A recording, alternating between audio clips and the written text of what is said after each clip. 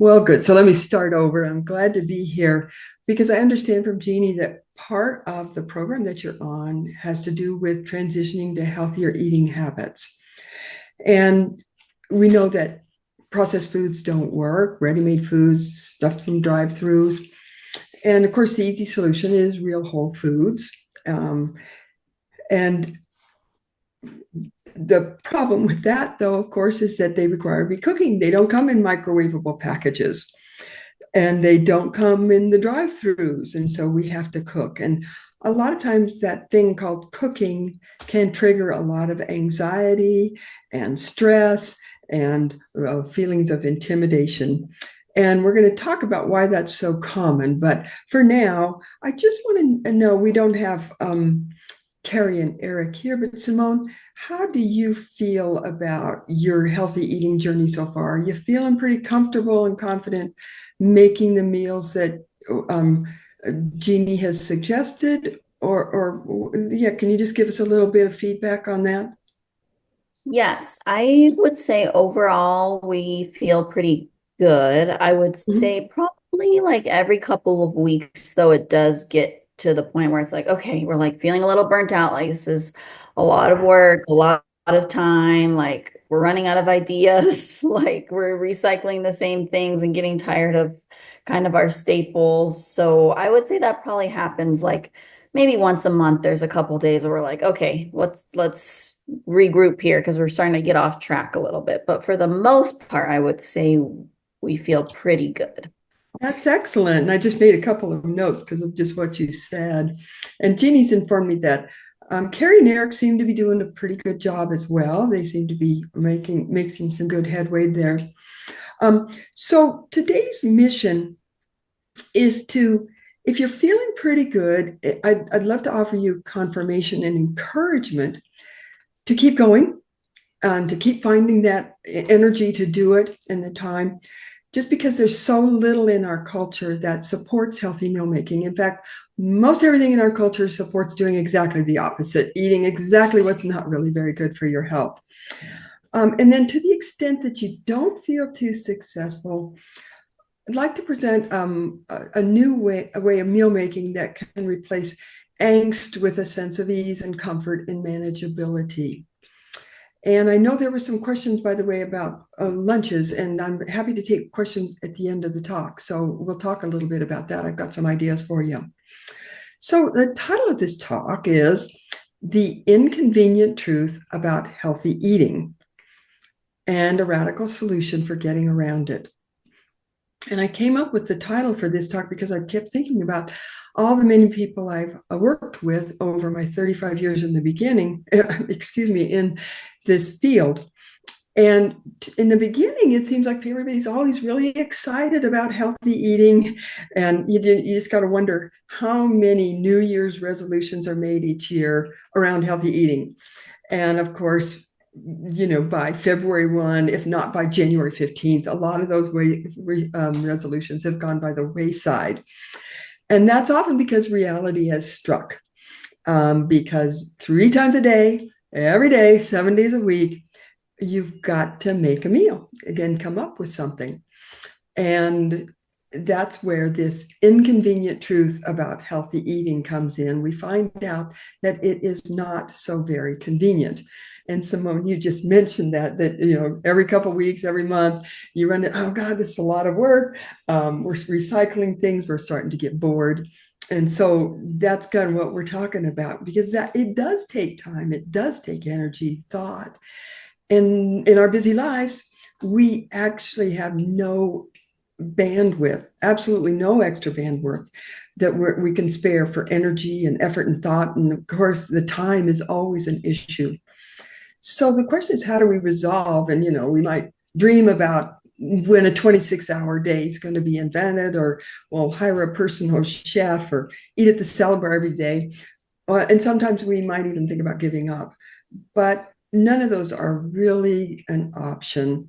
Our health is just too important. And I know that in myself, I faced this problem myself.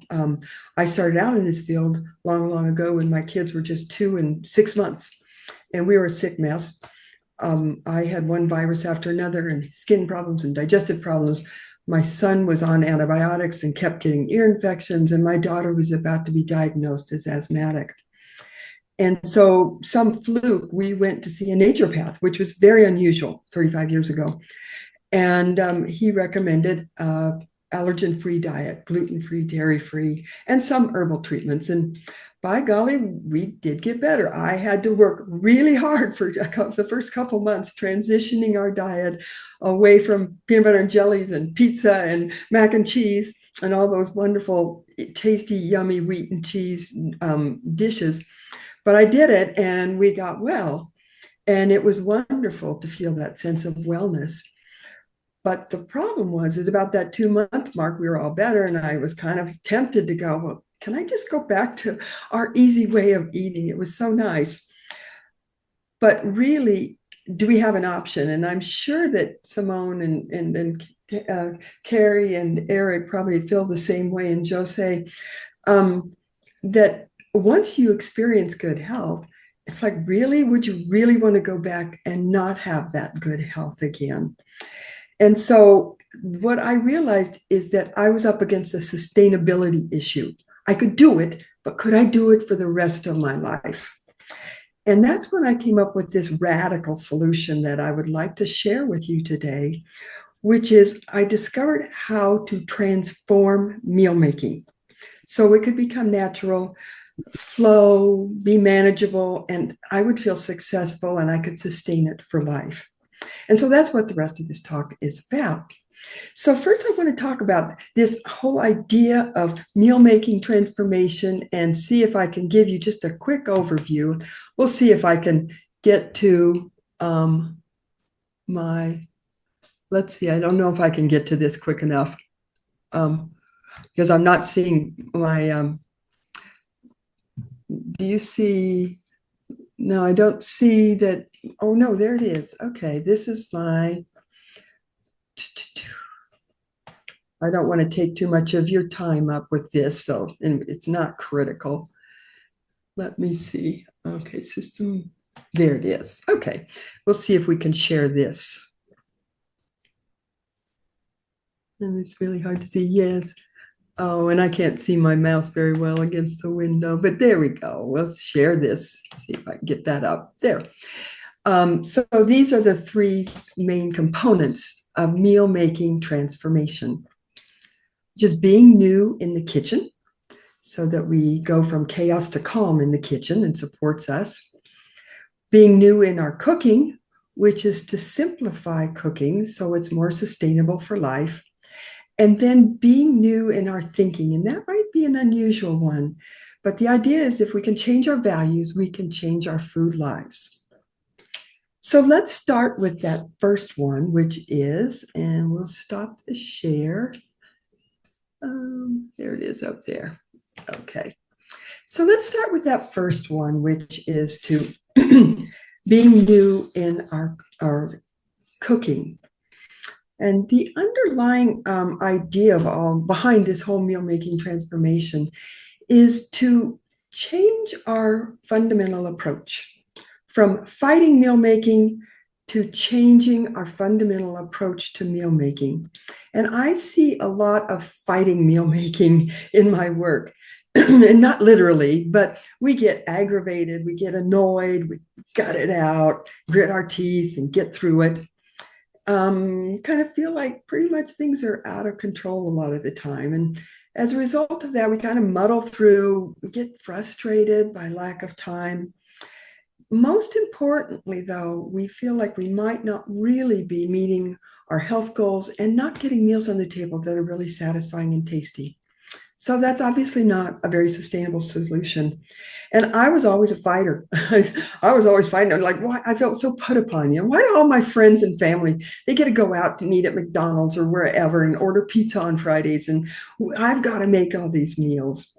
So I really felt stuck until I found on this idea of changing my approach and being really radically different about how I approached mealtime by embracing and making friends with the kitchen and cooking instead of fighting them.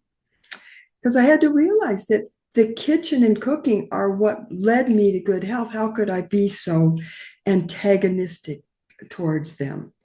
So gradually, I discovered some tools and strategies to make health giving meals comfortably and manageably. And I even got to the point where I didn't even want a lot of the convenience food because my food was a lot better. So I hope that sounds good to you. And I'm hopeful because that it can really work because in a lot of other areas right now, there's a lot of information out about how changing our minds changes our outlooks and our outcomes. And so if we go into something with fear and dread and anxiety, that's what you get. But if we shift our thinking and shift the experience, it shifts the experience. So I hope we can change your thinking around this. So let's go back to those three components of meal making transformation. And the first of those is we're going to talk about simplifying cooking. And the idea here is that cooking just doesn't need to be so hard. It really is possible to take out the mystery and the stress and the confusion. So I want to offer two solutions today. And the first of those is to look at recipes as outlines. And 34 years ago, when I started, 35 years ago, there were no such things as gluten-free and dairy-free recipes. That was unheard of. And so, fortunately, though, I had a few basic cooking skills and a little courage. And so I'd start adapting recipes and even created some on my own. And I'd write them all down so I could make them again. But every time I wrote a recipe down, I realized it's the same recipe, just different ingredients. Almost every time you got to saute some onions and garlic, maybe some celery or something. You have to add some seasonings. Then you add some vegetables and a protein. And voila, there you have a meal. You put it over a starch like rice or serve it with potatoes on the side or something like that. And so that led to what I call the outline solution.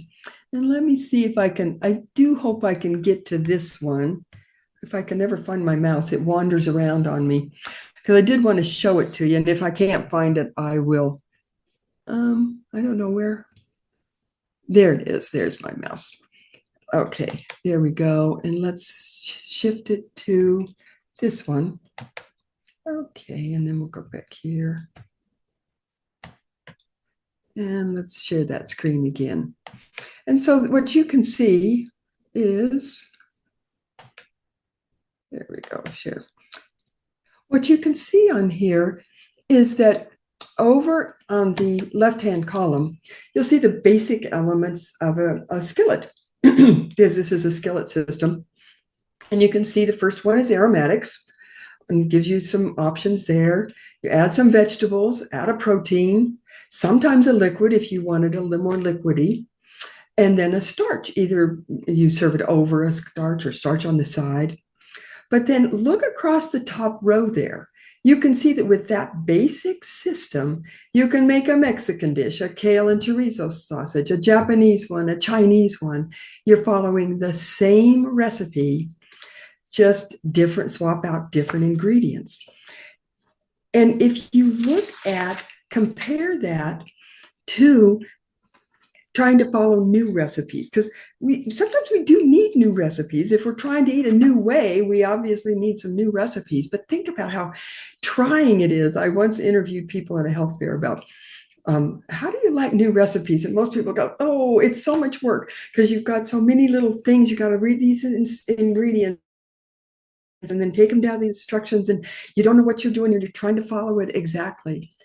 And yet compare that to the system, the outline system, where you learn one outline, you get those basic elements down, and you can make all sorts of different dishes with it, lots of variety and lots of nutritional variety. And what's kind of neat about this is that you can do the same thing for stir fries, for soups, for salads, for sandwiches. Figure out the basic elements and then just swap ingredients in and out. So that's one solution I want to share with you so you know that cooking healthy meals does not have to be a really difficult, stressful chore. You learn one recipe, make it dozens and dozens of times. So the other solution that I want to offer you is triangle meals. Triangle meals are the kind of meals that I was raised on as a kid. We lived on a farm. We had our meats that we raised and our vegetables. So our meals would often look like there'd be a serving of meat, there'd be a serving of vegetable, there'd be a starch of some form, potatoes, rice, something like that. And when the 90s and the aughts came along, we really poo-pooed those. I was like, oh, that's so boring and so old-fashioned. But honestly, I got to thinking, I said, they are solidly healthful. I mean, they've got a really good balance. And of course, some people will and won't go with the carbs or whatever, but they've got a good balance of nutrients. They were satisfying and they were tasty. And what I want to do is share again, I've got an example of that. I'll just see if I can hop down here and find this one. And you can see that there is actually a whole lot of different options that you can do with just triangle meals. We often think, oh, that's so boring, but honestly, it's not really boring at all when you think of all the different, let's see, did that, oh, share. Yeah. When you think of all the different proteins there are, and all the different vegetables there are, and all the different starches that there are, you can make so many different combinations. And then you can do things like add a little pesto for a fun topping, or put some coconut oil on your quinoa. So lots of different options there. And to be honest, between skillets and triangle meals, that comprises about 75% of my diet. And I can definitely get really tasty meals really easily with that. So I hope you can see from these learnings that, one, I'm not working very hard at the stovetop. And two, cooking doesn't have to be hard. And it's very possible to get into a flow. So cooking is just not a big deal. And you just something that you just kind of roll with each day. It can be a little creative and fun when you start seeing that there's some little things you can do here and there to jazz things up, and find that finally that it's an easy way to meet your health goals. So I want to give you permission today to do these two simple techniques. Don't feel like you got to be a hero and make all these really fancy meals like in restaurants or on somebody's blogs or something. You can make really super simple meals, and it's totally okay. You might just have to take your expectations to task a little bit and bring them down to what's realistic. So now the second component of meal making transformation is turning the kitchen into a friend, not a foe. When I first started out, my kitchen was quite honestly a disaster. My pantry was filled with all these foods that we could no longer eat. So when I did buy foods that we could eat, there was no place to put them. I'd stuff and shove things. You'd open a cupboard door and things would fall out. We had to eat a lot of alternative grains. We couldn't eat wheat all the time. So I had to buy lots of different grains, and I kept them in these plastic bags, clear up on a top shelf that was hardly accessible. So I had to grab a stool, get up there, find them. Recipes, one whole counter was covered with recipes because I kept trying to find some recipes that we could use. Without cheese in our diet, I had to find something else to season our food. And so I learned about spices. That's when I really started getting into spices. Bought a lot of them, but again, they were in little tiny bags, barely marked, all stuffed in one drawer. Then there was shopping, and with two little kids underfoot, always a disaster. And of course, I never knew what we were going to make. And so we had to go to the store almost every other day. Two little kids trying to find something that we could eat. My pots and pans were just a disaster. They were stuff that I'd had in college and just drug along. And then to top it all off was the oatmeal. To keep my kids busy while I was cooking, I decided to get some little play stoves and play counters and refrigerator and stuff and put them in the kitchen. But to top it off, I gave my kids a canister of Quaker oatmeal, and it was all over the kitchen floor. And so I was kind of skating around as I made meals. And it was indeed what I call a disaster kitchen. And the question was, like at this 2-month mark, I was like, looking at my kitchen was an additional a concern about how was I going to sustain this cooking every day, 3 times a day, when my kitchen was like this. It was totally stressful. But the good thing was, is I was kind of a fair organizer, and I looked at this as an organizational challenge. And so bit by bit, I did things like, oh, my grains, I became a Tupperware queen. I bought all sorts of Tupperware, and all the grains and beans went into these nice Tupperwares that were stacked and marked. So I knew what I was getting. My spices went into nice little Tupperwares. They were all marked and in alphabetical order, which sounds so anal, but it was so handy. I purchased really high quality pans. This is just one of them that wouldn't burn food. It was almost impossible to burn food in these really good pans. And then there was the pantry. Bit by bit, I cleared all my cupboards so that there was room for all our new foods that we could eat. I kept the counters cleared, put away all those recipes. Best of all, though, was meal planning. I thought back about how did my mother feed 5 kids? She did this every day, every meal. Well, she organized meal making by planning her meals. So she not only knew exactly what she was going to make each night, she also knew what to get at the store. So she wasn't back there every other day. She only went every week. And bit by bit, as I turned my kitchen into an ally and my friend, it was supporting me instead of thwarting me. And the big surprise is that meal making became even more comfortable and manageable. I didn't have to fight the kitchen.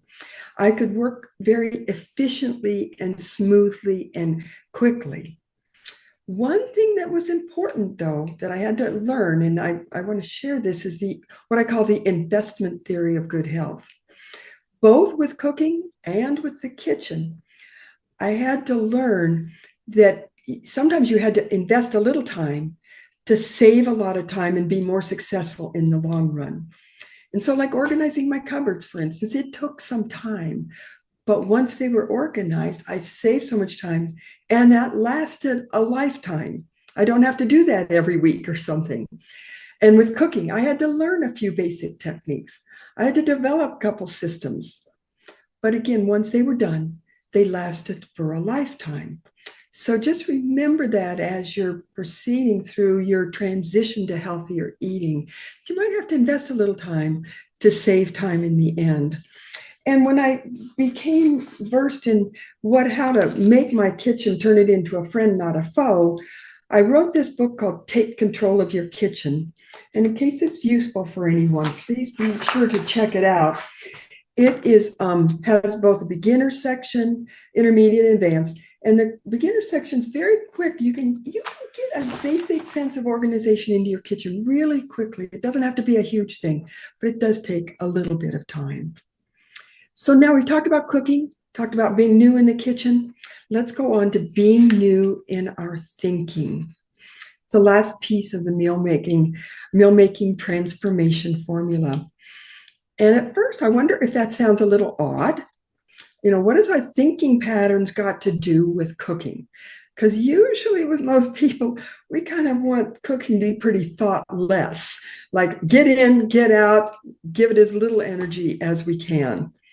But in my years in the field, I found that it's actually the most important piece for our success being healthy eaters. The first 2 pieces that I talked about, the cooking in the kitchen, they're really pretty mechanical. They're tangible. You do step by step and you get them into place. It's not rocket science. But it's easy enough if we feel like it's a worthwhile use of our time. If it feels like it's worthwhile to invest the time into our kitchen and our cooking. And that's where problems arise. I have been, over the years, I've seen that people don't really think that healthy meal making and eating is a worthwhile use of our time, much less setting up the kitchen and learning some basic kitchen routines. Even though people really want to be eating healthy, it's tough to feel like it's a worthwhile use of our time. And we'll explain why that happens. But let me just share a couple quick stories. And the first of those is about Instapots. And I think mine is back there right now. But you might remember there was a time when Instapots were really the big thing and everybody was going out and buying them. But several of my friends, their Instapots are now in the bottom cupboard of the kitchen in the far corner. And the reason is that everybody bought them thinking, oh, Instant Pots, instant meals. The fact is, Instant Pots don't make instant meals. You still have to chop the onions, chop the vegetables, mix it all together, put the seasonings in. All the Instant Pot does is cook it really quickly, which is handy, but it doesn't make instant meals. And that's why people did not want to invest the time into finding out how to work the darn things to begin with, what recipes work well with them, and then actually making the meals that could go into the Instant Pot. And I keep thinking that there's a problem with not feeling that like that is a worthwhile investment of time. And Marcia's story confirmed that. Marcia was somebody who came up to me after a class I had done at a health food store. And she wanted to chat a little bit about her particular situation. Her daughter was like 8 years old, and she is a single mom, works a lot. And so she felt like she just wasn't doing well by her daughter not making the meals that were really helpful and contributed to her daughter's health.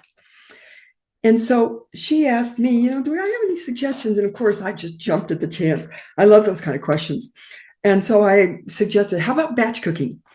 Do that on the weekend so that you have stuff during the week. And says, oh no, weekends are the times when I want to spend time with my daughter. Okay, well, how about using pre-cut vegetables from the salad bar and from the produce section, or frozen vegetables? Oh no, I never have time for grocery shopping. I just can't get that done. Well, then my favorite solution, how about meal planning? So you know what you're going to make, you can get the right ingredients. Oh no, she said, I plan too much for my work. I don't want to have to do that again for my meals. Well, and then I presented her with the same solution I offered you, simple triangle meals. Oh, she quickly replied, those are too boring. That sounds awful. At that point, I realized I could come up with 100 solutions and they all wouldn't work. I was realizing there was something going on in Marcia's brain that wasn't allowing her to believe that healthy meal making for her daughter and her could even be possible. For her, it was impossible. There's no time for that, period, end of story. And then this leads me right into Ellen. Ellen is a person I've known for a number of years. And one day I happened to be out having a cup of tea with a nutritionist who happened to be Ellen's nutritionist. And Ellen had arranged to stop by where we were having tea and pick up her protein powder. And so she dropped by to pick up her big gallon jar of protein powder. And I couldn't help. I've known Ellen and I knew she's into fitness and wanted to be healthy. And I couldn't help it. I said, hey, Ellen, what are you doing there? Why could you not just make some healthy meals and get with protein in them instead of taking a powder? Without a second's hesitation, she said, oh, heck no, Mary. Who's got time for that? And so all of these stories began leading up to me realizing what we're up against. And I realized I've been hearing this stuff for years. Like, I'm too busy to cook. I don't have energy to cook. I don't know how to cook. I hate to cook. Never know what to cook. I don't want to be chained to the kitchen. I have more important things to do. And as I heard these excuses year after year after year, I always gave people a free pass. It's like, yeah, oh yeah, nobody's got time. Oh, I know, we're so drained of energy. But suddenly I had to realize, I said, wait a minute. How can we not have time for our most important job as humans, continuation of the species? And even more perplexing is all the resources we've got. Think about all the cookbooks, recipes, gadgets, appliances, diet books, nutrition books, cooking shows, podcasts, everything we've got to help us. And yet still we struggle.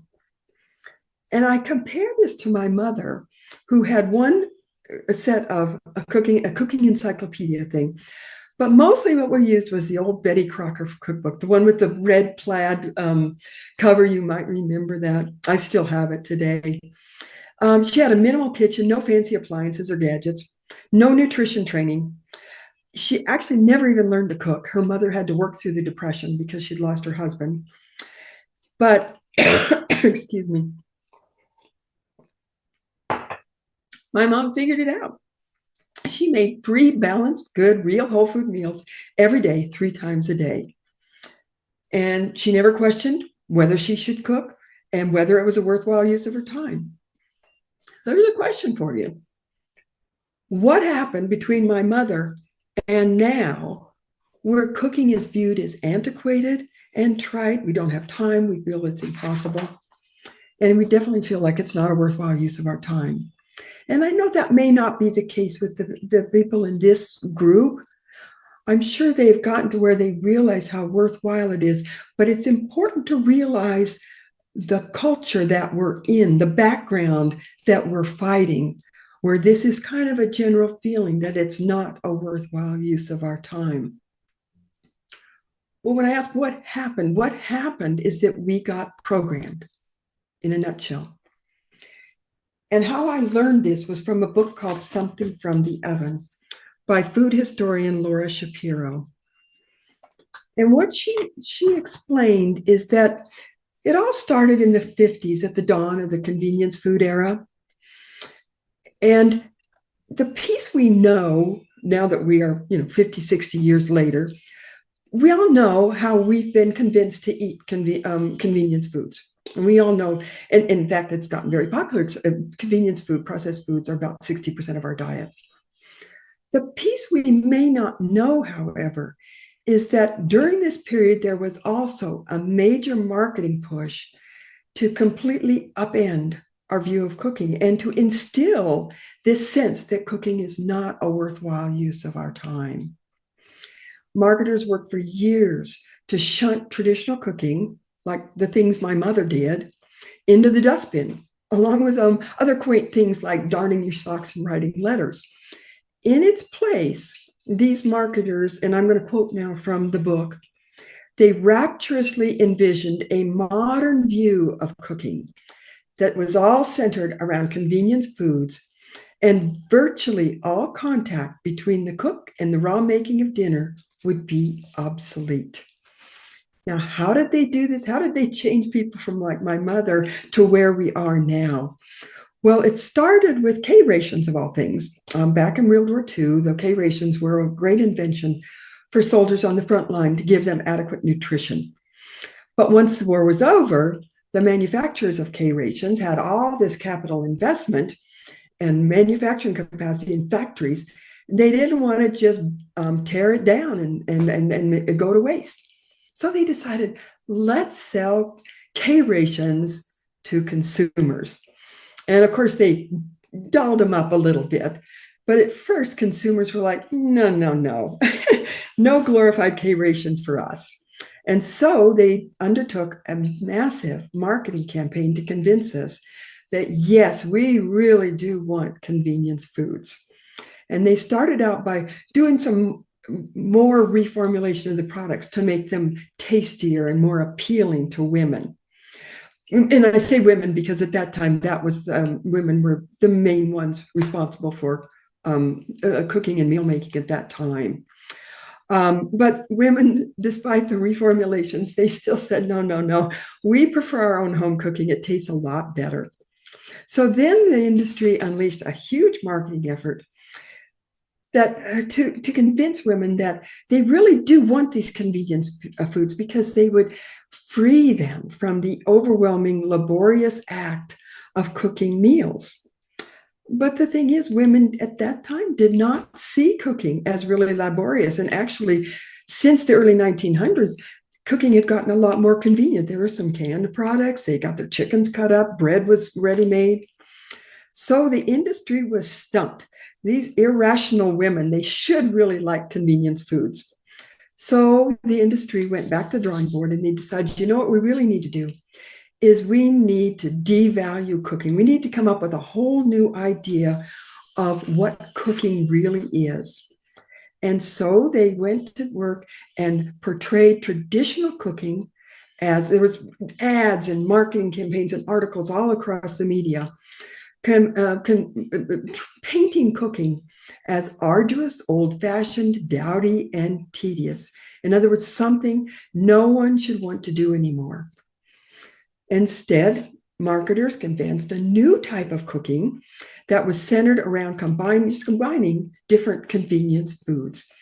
And they touted the fact that this would be easy, clean, scientific, modern, and hygienic.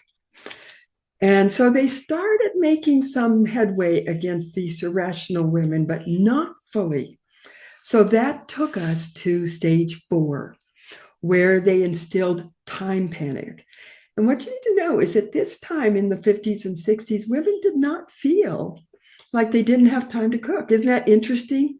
Now it's so common. I don't have time to cook. I don't have time to cook. Listen to Ellen. Oh, who has time for that? And yet back then, women did not feel like they were necessarily pressed for time. But the industry manufactured a sense of time and made women believe that they should be panicked about time. As the book stated, as this from Something from the Oven, advertisements and stories plowed across the media, reminding readers again and again how busy they were, how frantic their days, how desperately they needed products for quick meals. And at the end of these 4 stages of marketing, the marketers won. Each decade, homemakers, and eventually all of us, became more wedded to convenience foods and avoiding the kitchen and cooking. And the sad fact is that we gradually lost a lot of our skills and confidence and even motivation to cook. So now I had my answers to what had happened between my mom and today. And why do we suddenly believe that it's impossible to make and eat really good meals when people have been doing this for just a few millennia? And how is it that we feel like we don't have the time to do the one most important thing required of us as humans? Well, what happened to us is that we've been programmed. Convenience foods were extolled and even glamorized. Meanwhile, making our own meals was belittled and devalued. So sadly, all this together means we've been programmed to act against our own best self-interest, to eat against our own self-interest. And real quick, I want to just share with you an example from a different context so that you can kind of see how this works. Sometimes seeing it in a different context makes it more understandable. But just this weekend, there was an article in the paper about the Hamptons. And I don't know if you can see those pictures, but this is an area where big green lawns were the thing that everybody wanted to have. And so people in the Hamptons were pouring on all sorts of fertilizers and pesticides or whatever it took to have these gorgeous green lawns. And there's been an asset movement now in the Hamptons where people are trying to transition over to more natural solutions because there've been some real environmental degradation from all the pesticides and fertilizers and things. But part of the article I thought was so interesting, though, the author explained where did this obsession come from with green lawns? I mean, nature doesn't have big green lawns in it. Where did we get that?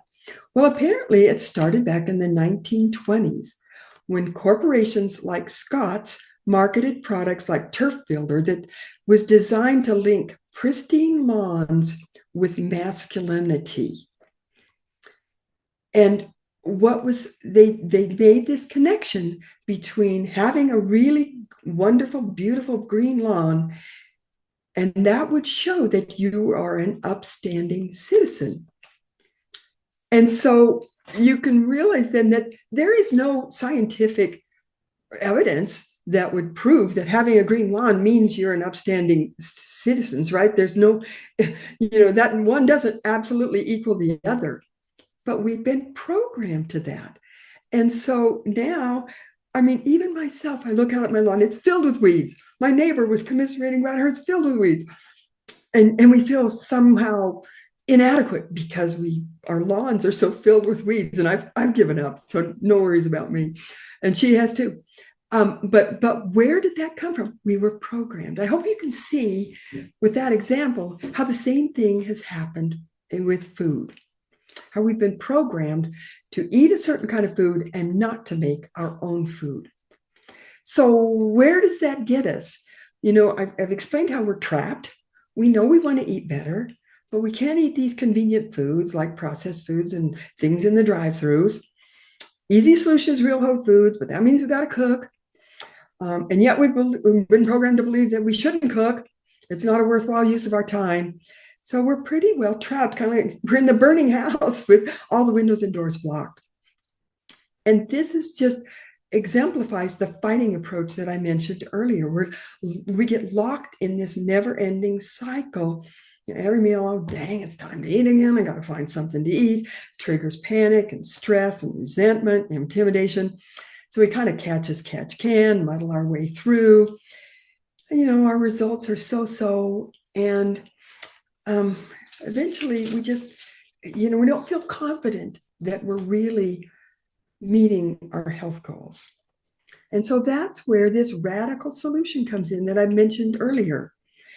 Embracing the kitchen and making friends with cooking.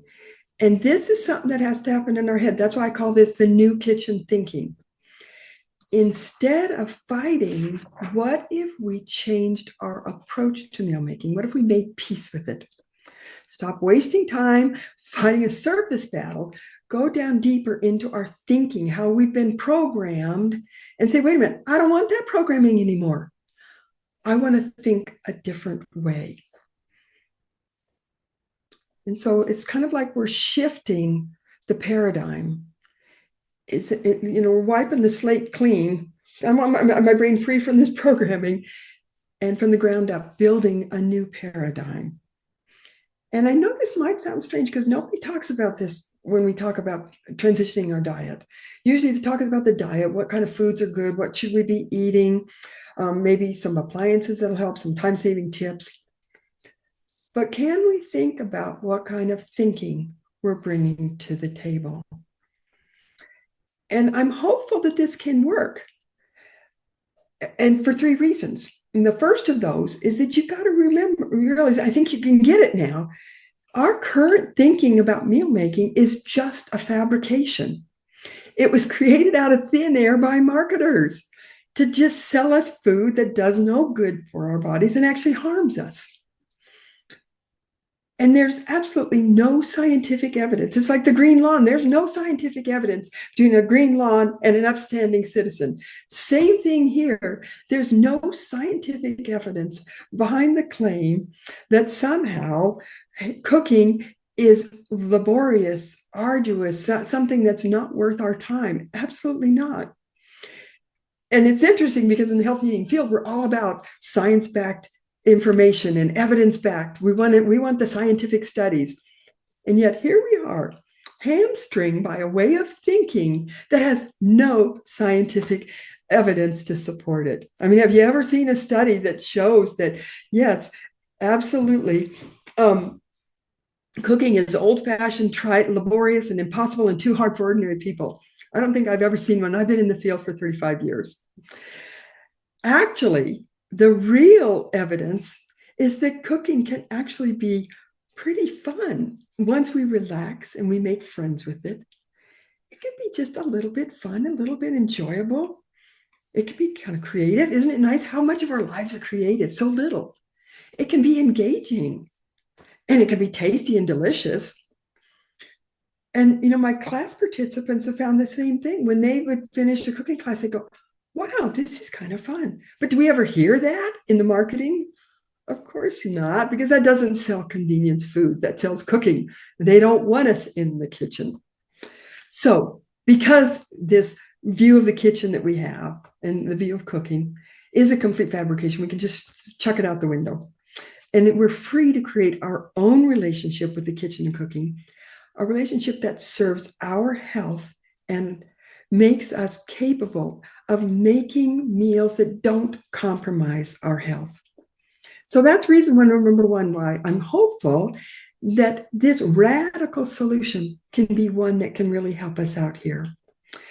The second one is one I've already referred to. As we change our mind, we can change our life. If you don't like how things are going, change your thinking. That's what a lot of the self-help gurus are all about these days. And I think we've all changed that and done that in a lot of areas of our life, but I just don't think that we thought about it in terms of meal making. Probably because we didn't think meal making was a worthwhile area to apply self-help techniques, but it absolutely does work. And the third reason is that I've done this myself for years and years. And do I waver sometimes? Like you, Simone, you talk about, yeah, sometimes it's like every couple of weeks or so, it's like, oh, in a panic. And yeah, there's times when I waver, sometimes when I go, oh gosh, I wish I could just go out and eat. But you know what? I just have learned that it's like, no, that's a sabotaging thought. That's just going to derail me. And so and you have to be conscious of this because it's coming at you from all directions. I'm always amazed at how ingrained this thinking is. So you do have to be watchful and you have to say, no, I'm not going to buy into that. But, if you do sometimes, it's fine.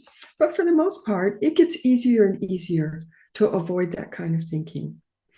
So, just in a nutshell, then, what does this new thinking look like? Well, first off, we have value and respect for meal making. There's lots of talks about the Mediterranean diet, the blue zones, places where people have traditionally had healthy diets. No big deal. They just lived that way. And then no big deal is they were just eating real whole foods, the ones that nature gave them, wherever they were located. We have the same access to those real whole foods. In fact, we have an abundance of it. Big difference, though, is that it's just part of their culture that you prepare those foods. No big deal. You just do it every day. And that's where we often fall down. Humans have been doing this for just a few centuries that they prepare their meals, a few millennia, in fact. So it's returning to that value and respect. Even my mother and my all my relatives had value and respect for meal making. So it's returning to that.